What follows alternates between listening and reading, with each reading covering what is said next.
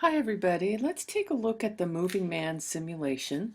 The majority of what people have submitted is correct. There are some areas that are just a little confusing, but number 5 seems to be one that sometimes people struggle with to really understand what's going on and to really be able to describe the graphs.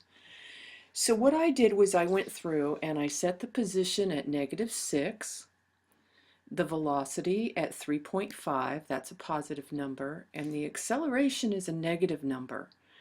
It splits on the sentence, and so people might not realize that the number is supposed to be negative. So a negative 0.5. And what I'm going to do is play this, and we're going to then look at the graphs for a second. So here goes our guy. He's going forward.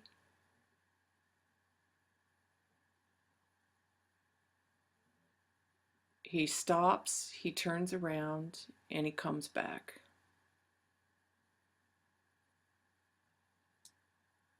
Okay, we're going to try to figure that out. I'm going to reset all. I figure there's an easier way to do this, but I'm not sure what it is. This is -6. This is 3.5. This is minus 0.5.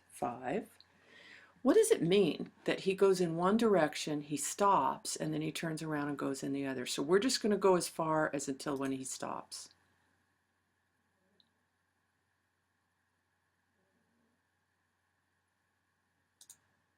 Okay, so here's what we're seeing. Look at the position. He started at -5, which means he started at this position on our little ruler.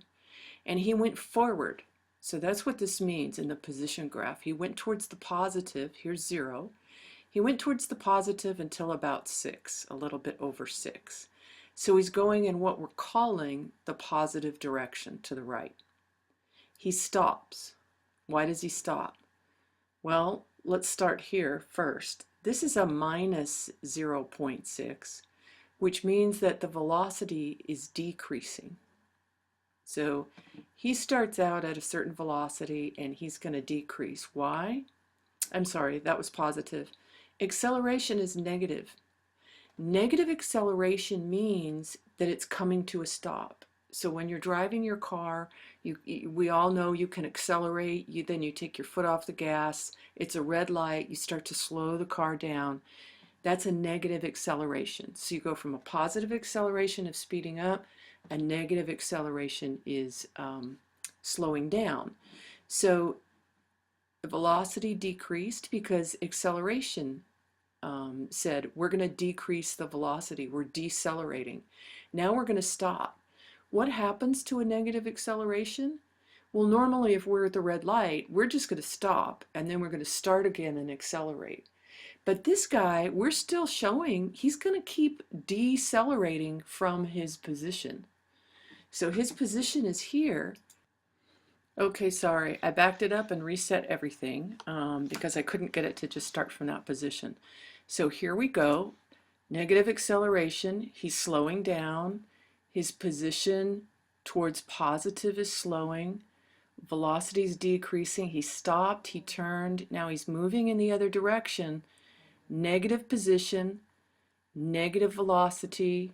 His acceleration stayed the same. It was always negative, but it stayed the same. So what we see is he moved, I'll stop this. He moved towards the positive, he stopped, and then he came to the negative. Why? He's got a negative acceleration.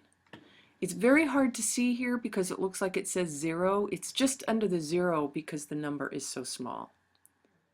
So let's reset, do one more example that isn't on our diagram. We're going to start at the same position, a -6.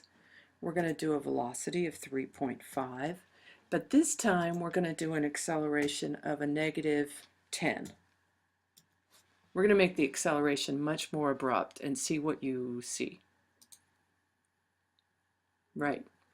The deceleration was so quick that he only went forward a little distance before he stopped, and then he turned around and went the other way. So he went forward, he never even got to 0, and then turned around and went the other way.